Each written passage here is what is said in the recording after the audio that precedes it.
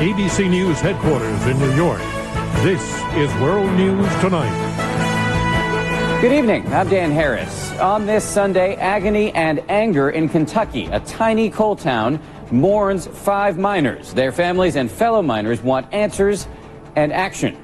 That's our top story. First, a look at the other stories we're covering tonight.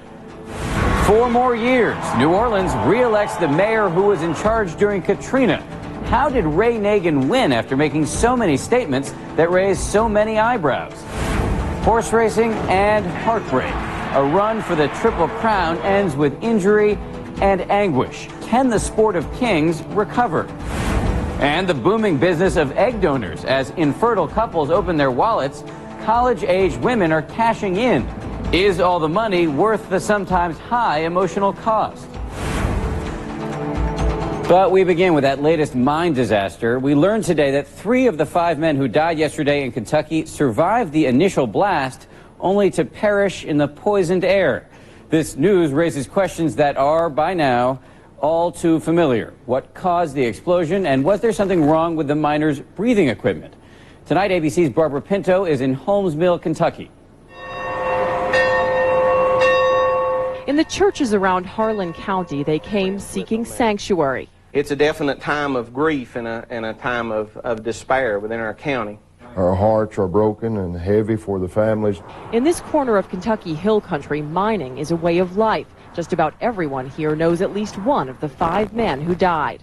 They're either family to them, friends with them, and it affects the whole community. Jeff Ledford's brother, Paul, was the sole survivor. I just thank God he made it. Ledford says his brother and at least 3 others survived the blast. He told them all, let's go, we gotta go. So they all started out. The rest of them turned back.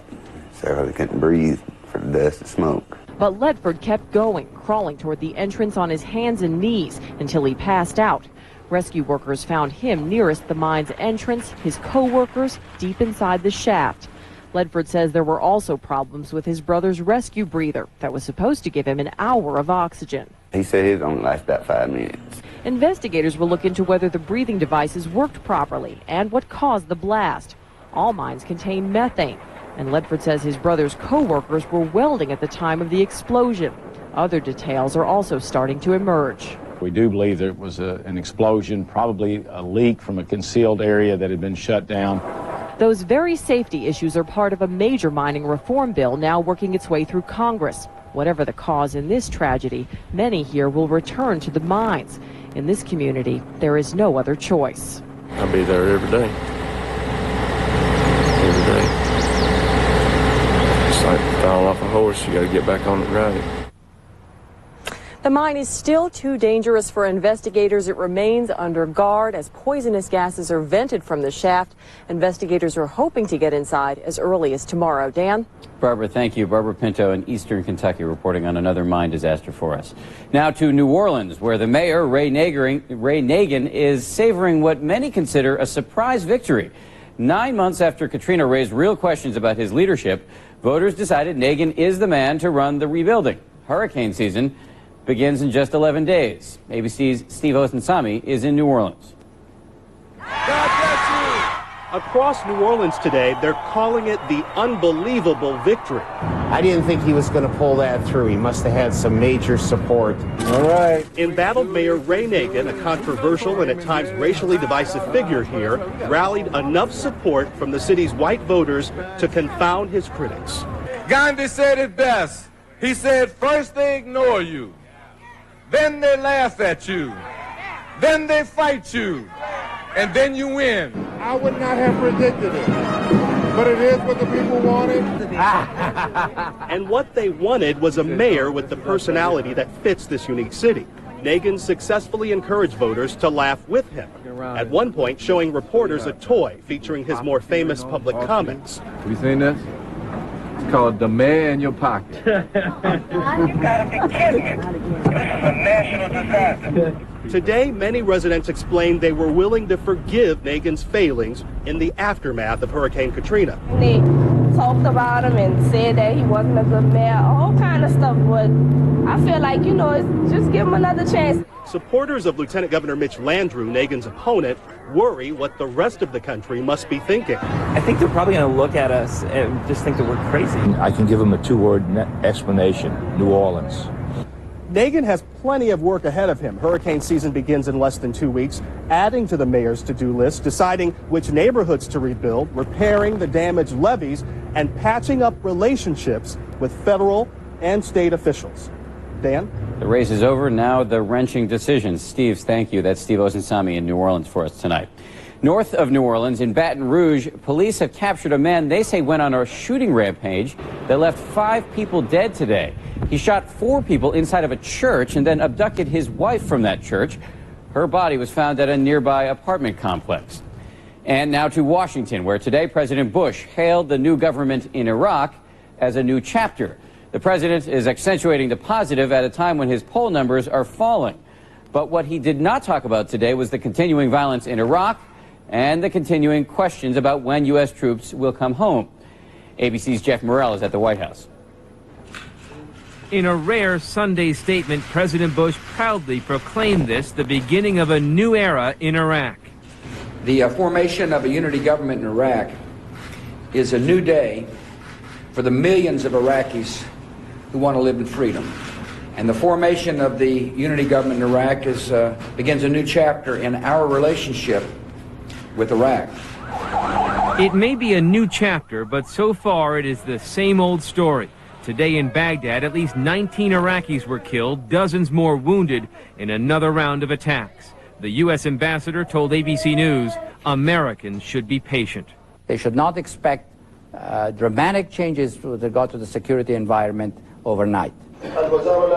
In part because the Iraqi parliament has yet to agree on who should run the defense and interior ministries, responsible for the nation's security. We really need to give this government a chance, and we need to recognize that with the very difficult things that they're trying to do, they are making extraordinary progress politically. But with progress comes expectations. Iraqis will expect their new government to provide better security, something that has eluded them throughout this political process. And Americans, 2/3 of whom say they disapprove how the president is handling Iraq, may now expect him to be more forthcoming about when U.S. troops can start coming home. But, Dan, that is something neither the president nor his top diplomats were ready to discuss today. And one wonders whether they even have the answers.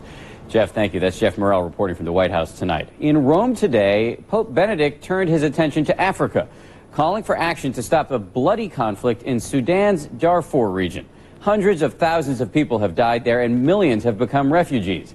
African nations have sent a small peacekeeping force, but as ABC's David Wright reports from Darfur tonight, so far they have done little to stop a massive humanitarian nightmare. They fled for their lives across the desert, having survived an attack by the dreaded Sudanese militia known as the Janjaweed. In the distance, their village was still burning. People are dying there, he pleaded. But all these African Union peacekeepers could do was take notes. Their mandate does not allow them to intervene. The AU has 5,500 troops there. It's too big an area, and they can't provide security for the civilians.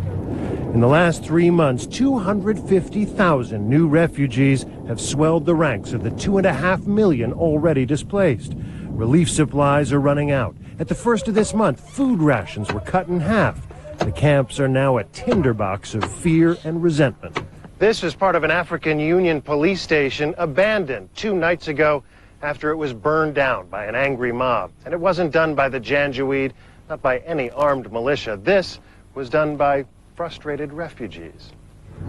Well, they may look friendly for now, but they only need one person to shout something and just explodes. The UN Security Council has now taken the first steps toward replacing the AU with a larger force of UN peacekeepers. It will take months to get the UN force on the ground, and Sudan needs to be convinced. Sudanese officials told us they don't even favor bolstering the African Union. I don't think there is need of to expand their mandate. Part of the problem is that government-backed forces, including the Janjaweed, are among the main groups the AU is supposed to monitor. They're responsible for most of the atrocities. Recently, the government imposed a nighttime curfew in Darfur. The AU is so weak, it complies. As the sun sets, AU forces retreat to their bases, leaving the refugees all but defenseless. David Wright, ABC News, North Darfur. And still ahead here on World News Tonight this Sunday, so many college-aged women willing to sell their eggs to infertile couples. A lot of students have done it, but is it really easy money? Shattered leg, shattered dreams. Barbaro had so much riding on him. And out of the living room and into the classroom, why the hottest show on TV is making music class cool. This is World News Tonight, brought to you by Kellogg's Frosted Mini Wheats. The word is aardvark. Aardvark. A-R. Come on, focus. You know this one. It's the first word in the dictionary. A-A-R-D-B-A-R-K. Aardvark. Correct. All right. With Kellogg's Frosted Mini Wheats, your child won't be distracted by mid-morning hunger. Because with 8 filling layers of sweet, crunchy whole grain fiber... 8 layers. How about it? It's the breakfast that stays with you. You stay physically fit, you're at the top of your profession, and enjoy the finer things. Hey, sorry I'm late. I ordered for you. Oh, thanks. But there's still one thing missing. Your smile. To permanently replace or improve your teeth and your self-confidence. Nobel Smile, the tooth fairy for adults. To find your Nobel Smile dentist, call 1-877-MY-NOBEL or visit us online at nobelsmile.tv. It's 30 shrimp at Red Lobster. Mix and match 2 irresistible favorites from decadent scampi, hand-breaded, shrimp pasta, or new spicy Cajun shrimp. That's 30 shrimp for $11.99. And soon, only at Red Lobster. If you have indoor or outdoor allergies, ask your doctor about something different. Singulair. While many allergy medicines block histamine, Singulair works differently by blocking leukotrienes, an underlying cause of allergy symptoms. And Singulair is approved to help relieve both indoor and outdoor allergy symptoms for a full 24 hours. Side effects are generally mild and vary by age and may include headache, ear infection, sore throat, and upper respiratory infection. Singulair, a different way to treat indoor and outdoor allergies. Some things men don't want to talk about. Like prostate problems. But I learned 1 in 3 men will have them. So I switched to One-A-Day Men's. A complete multivitamin plus lycopene, which Harvard studies suggest may help prostate health. Some things are healthy to talk about. One-A-Day Men's. My baby left for college. And for the mess he left, I needed a pain reliever for my back. Took some classes of my own and got something else for arthritis pain. Went high-tech and needed a headache medicine too. Every new pain, a different pain reliever. But now Advil is my every pain reliever. Advil works wherever I hurt, and nothing's proven stronger on tough pain. So whatever happens, happens. I'm all Advil. It's one thing Democrats and Republicans, young and old, men and women all suffer from: back pain. Now finally some relief, new treatments, even cures. Don't miss Second Opinion Back Pain, a World News Tonight special series starting Monday.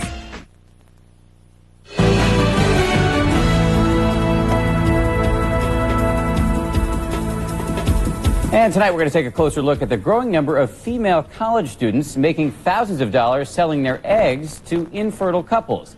Egg donation is now a $38 million a year business, and about 3/4 of all the women selling their eggs are college-aged. ABC's Laura Marquez is here.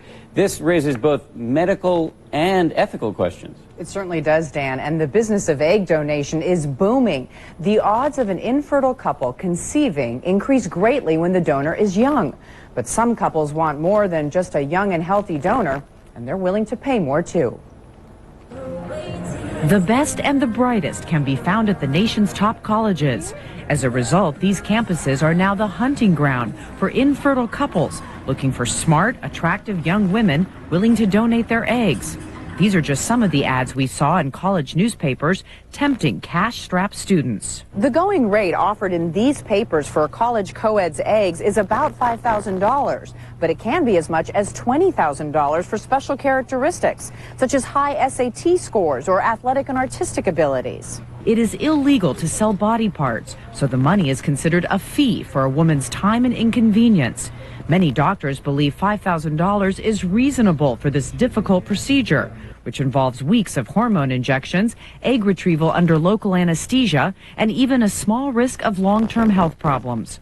But when the money reaches 5 figures... They're not donating eggs in most cases. They're selling them. Harvard professor Deborah Spar wrote one of the first books about the economics of the fertility industry. Yes, there's miraculous science going on here, but there's also commerce. I'm not going to kid anybody. The dollar signs were there first and foremost. Carrie Specht answered an ad 8 years ago when she was studying film at New York University. She wound up donating 4 times, using the money to start a film company she aptly named Zygote Films. I do know that there are at least 3 children out there that are carrying my DNA. And how do you feel about that? I like it. I like it a lot. I like the idea that I have longevity.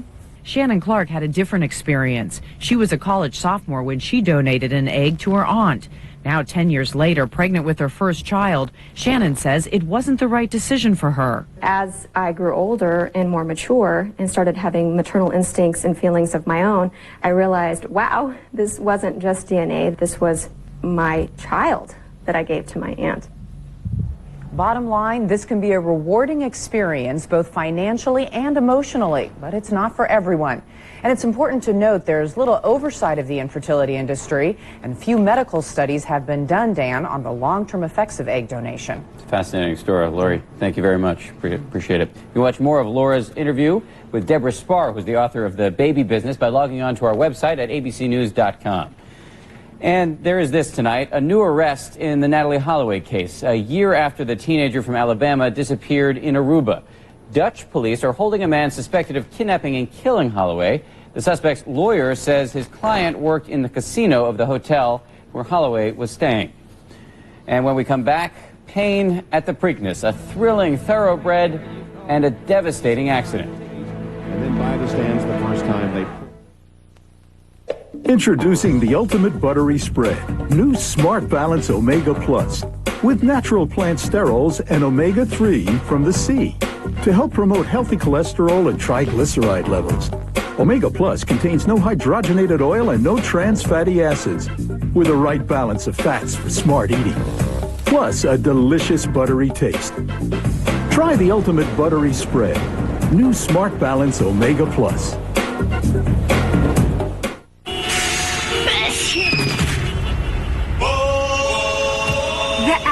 It could be allergies getting to you. But irritants can cause your symptoms too. Astelin is seasonal allergy medicine, also approved for nasal symptoms caused by irritants like smoke and smog. These aren't. For people 12 and over, most common side effects may include bitter taste, headache, nasal inflammation or burning, and drowsiness. Don't let allergens or irritants do you in. Ask your doctor about Astelin. We're having the time of our lives. We're healthy, and we got Medicare supplement insurance for when we're not. And you should see the look on the kids' faces when we pull up in this thing. Mutual of Omaha Insurance Company. Insure life. Begin today. You stay physically fit, you're at the top of your profession, and enjoy the finer things. Hey, sorry I'm late. I ordered for you. Oh, thanks. But there's still one thing missing. Your smile. To permanently replace or improve your teeth and your self-confidence. Nobel Smile, the tooth fairy for adults. To find your Nobel Smile dentist, call 1-877-MY-NOBEL or visit us online at nobelsmile.tv. Your first age spot. You think everyone notices. A laser can zap it, but lasers aren't for you. New Olay Regenerist Targeted Tone Enhancer. To pinpoint discolorations, diminish their appearance, bring new brightness to your skin. For back pain or sore knees, you need more than support. You need support and pain relief. Icy Hot Pro Therapy puts support and pain relief together. Neoprene support braces hold cold inserts to reduce inflammation or hot inserts to relax away stiffness for up to 8 hours. Icy Hot Pro Therapy. Support braces that hold cold or hot inserts for lasting relief of back and knee pain. Got no time for pain? Team up with Icy Hot Pro Therapy. Count on it. In our spotlight tonight, the terrible injury that has ended the career and perhaps even the life of a powerful and promising racehorse. Barbaro was considered a serious contender for the Triple Crown, one of sport's most elusive prizes, not won in nearly 30 years. Hopes were very high at the Preakness in Baltimore yesterday. Today, however, world-class veterinarians are scrambling to save Barbaro's life in a delicate surgery. More than 100,000 fans had come to see history. But it wasn't history they saw. Barbaro, I believe he's being pulled up. It was tragedy. An astonishing development here. The excitement and the roar of the crowd when the horses go in the gate is like nothing you will experience. But it quickly turned to deafening gasps of disbelief and then just utter silence. It takes a while to stop a half-ton racehorse pumping adrenaline, and Barbaro's legs suffered further damage as jockey Edgar Prado tried to pull him up. The race was secondary at that point, and everybody was simply fixated on what was unfolding before them with Barbaro. Jockey and owner consoled one another as Barbaro was loaded onto an ambulance. Dr. Dean Richardson is the chief surgeon who operated on Barbaro today. We do not see this severe an injury frequently because of the fact that most horses that suffer this severe an injury are typically put down on the racetrack. And it is all Barbaro. He runs away from them all, and he has saved something left for the Preakness. Barbaro wins by 7. Barbaro was injecting new excitement into horse racing, and some worry this will hurt the sport. In 1975, another exciting young horse, Ruffian, was attracting thousands of new fans. Those fans turned away when Ruffian had to be put down after this accident. Things like this are hard to take, but unfortunately things happen in sports. In all sports, there's a risk.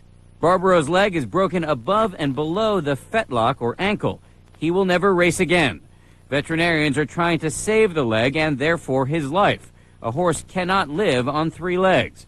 But Barbaro is a good patient. Although he was in pain, he did not fight his handlers after he was hurt, and that, in the end, may save his life. A lot of times you're very concerned that they get to thrashing the leg and do a lot more damage to themselves, but he was absolutely as classy as they come and stood there quietly. And today, the doctors treating Barbaro said it could be days before they know whether the horse will survive. Some other items to keep an eye on in the week ahead. Tomorrow, the National Hurricane Center releases its predictions for the coming season, which begins 11 days from now. Also tomorrow, the Federal Trade Commission announces results of its investigation into price gouging at the gas pump. And on Thursday, the former Vice President Al Gore will release his global warming movie, which is called An Inconvenient Truth. When we come back, American Idol comes to American classrooms.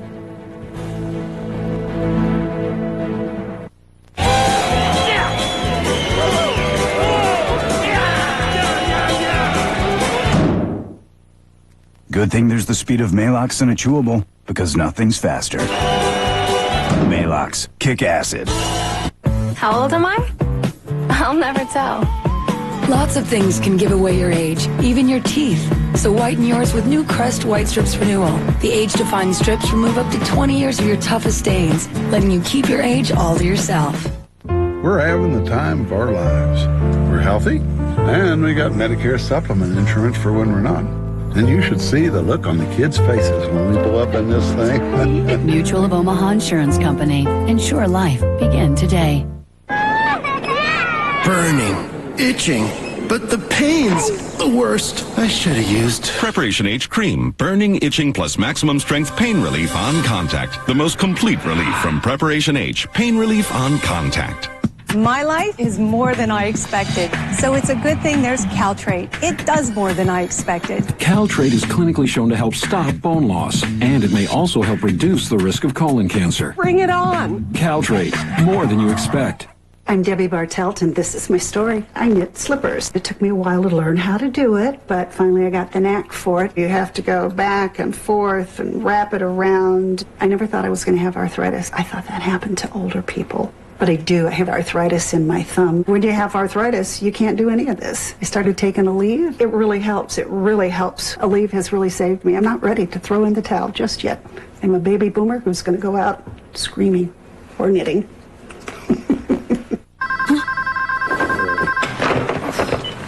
Hello? It's your wake-up call. Wake-up call? That's right. You have gained 10 pounds. At least. Not so frisky anymore? Want to feel like you did 10 pounds ago? Replace 2 meals a day with post-shredded wheat. Honey nut and frosted, too. Cut your calories and exercise. What a yummy way to lose 10 pounds. Hello? Wake-up call. Honey, it's for you. You'll feel like you did 10 pounds ago. For people with diabetes, testing with Freestyle is virtually pain-free. Freestyle uses the world's smallest blood sample size. And that means happy fingers. Ask your healthcare professional about Freestyle blood glucose monitors. Tonight, she's worked miracles for 18 adopted kids. Is that the home? Now she'll get her own miracle. This season finale saves the best for last. 2-hour Extreme Makeover Home Edition tonight, 7/6 Central, only on ABC. And finally from us tonight, American Idol as educational television. In living rooms across the country, the reality show that churns out new pop stars and sets new ratings records is required viewing. Now it turns out that Idol is also a smash hit in music class. Here's ABC's Nancy Weiner. 35 million people watch American Idol every week, none of them more intently than Mr. Evan Tobias's 5th and 6th graders in Thiels, New York. Just let you leave without a trace. What would you say to her about her performance, okay? The octave of the notes. They can't really hit the notes that she can. The students aren't watching to see who gets eliminated or whether Paula is speaking to Simon. Started a little rough for me, man. What does that mean, starting a little rough? They're learning how to analyze music. I don't think I would have normally thought to include a reality TV show in the classroom, but because this was directly related to music and it was directly related to the issues that we've been talking about, it made sense to bring it in. In a recent survey, 80% of music teachers said they are using the nation's #1 TV show to teach. At Plainfield Elementary in Nazareth, Pennsylvania, the 2nd graders take turns playing contestants and judges. Randy, what do you think of that performance? Yo, dog, we have a hot one in here tonight. All right, we've got a hot one. I guess I'm excited about music. I had record numbers this year in the chorus, and I'm sure that has something to do with it. There's a practical consideration at work here as well. At a time when music education budgets across the country are shrinking, a television show makes an inexpensive teaching tool. Just this year, 1 in 5 school districts reported cutbacks in art and music to make more time for reading, language arts, and math. I think the concept of No Child Left Behind certainly is a good one, but because of the greater emphasis on math and science and the testing that is embodied in that, too many of our parents and school administrators make it an either-or situation. Mr. Tobias says most parents don't mind him bringing Idol into the classroom because so many of them are following along at home. Go Taylor Hicks! Nancy Weiner, ABC News, Thiels, New York. And that is World News Tonight for this Sunday. I'm Dan Harris. For all of us here at ABC News, good night.